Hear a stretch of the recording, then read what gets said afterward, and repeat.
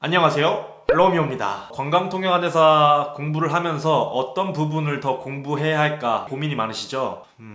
그런 거 없어요. 그냥 최대한 넓게 공부하셔야 돼요. 하지만 한 가지 중요한 부분을 꼽자면 이거 하면서 그래도 하나는 짚어야 되는 게 있었는데 창덕궁 유네스코다. 그거를 딱 강조를 농악 유네스코 언급을 그냥 바보 그리고 그거 얘기할 때 그 건축한 사람은 대목장이다. 대목장은 또 유네스코다.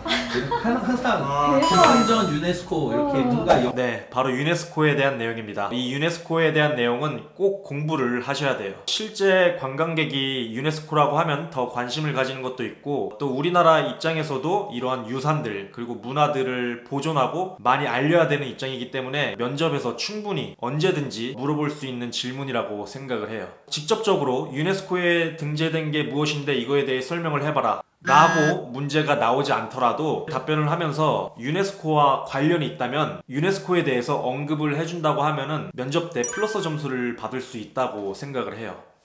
근데 생각보다 답변을 하다 보면은 많이 까먹어요. We have a five palace in Korea. 벌써 내정지. It was all built in the Joseon Dynasty. 그렇지. As you know, Gyeongbokgung is the main palace in Korea, and then Changdeokgung, which is Changdeokgung really 나왔어. beautiful with the secret garden, and then Gyeonggigung, Deoksugung, 넘어가네. 할 얘기도 없었는데 창경궁. 5대궁에 대해서 설명을 하고 있는데 뭐 그렇게 설명을 잘 하지도 못해요. 그리고 창덕궁 나왔는데 그냥 패스하죠. 뭐 여기서 창덕궁이 나왔을 때 자연스럽게 창덕궁은 우리나라 5대궁 중에 유일하게 유네스코에 등재가 돼 있다. 창덕궁이 유네스코에 등재된 이유는 뭐 블라블라블라블라. 자세하게 설명할 필요 없어요. 그냥 간단한 이유, 왜 등재가 되었는지 이것만 언급을 해주시면은 플러스. 그리고 다음 영상 하나만 더 볼게요. Because in the Goryeo Dynasty and then Three Kingdom of the Korea, Three Kingdom period, 그렇지. in Silla, 신라. made a lot of masterpiece related to the Buddhism. 그렇지. So there are many temples, especially in Silla period. They made a lot of temple like 불국사, 그렇지. 불국사. 뭘 얘기할까? 석굴암, 석굴암.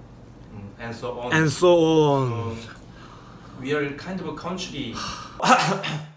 우리나라 절에 대해서 이야기하고 있는데 불국사가 나왔는데 유네스코 언급을 또 안 하죠. 그리고 이때가 2018년도인데 2018년도에 우리나라 산사 7곳이 유네스코에 등재가 되었어요. 그때 당시에는 제일 최근에 유네스코에 등재된 우리나라 유산인데 절 얘기하면서 산사에 대해서 언급을 했다고 하면은 플러스. 2019년도에도 새롭게 유네스코에 등재된 게 있죠.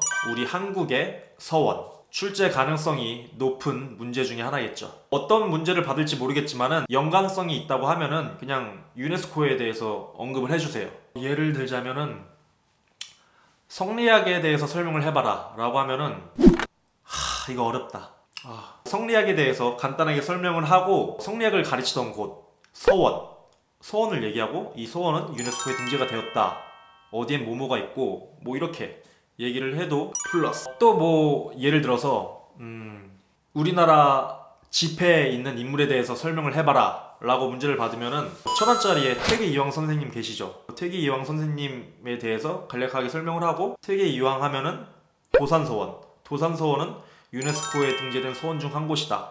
뭐 이렇게 자연스럽게 답변을 하면은 플러스. 유네스코 뿐만 아니라 우리나라 국립공원 국보 1호에서 5호, 보물 1호에서 5호 정도, 그리고 슬로시티 이런 것들은 그래도 머릿속에 확실히 암기를 하시고 어떤 문제를 받았을 때 만약에 연관이 돼 있다고 하면은 이곳은 국립공원으로 지정되어 있는 곳이다. 그리고 여기는 또 슬로시티에도 지정이 되어 있는 곳이다. 언급을 해주면은 면접관이 느꼈을 때 공부를 했구나 라는 이미지를 심어줄 수 있잖아요.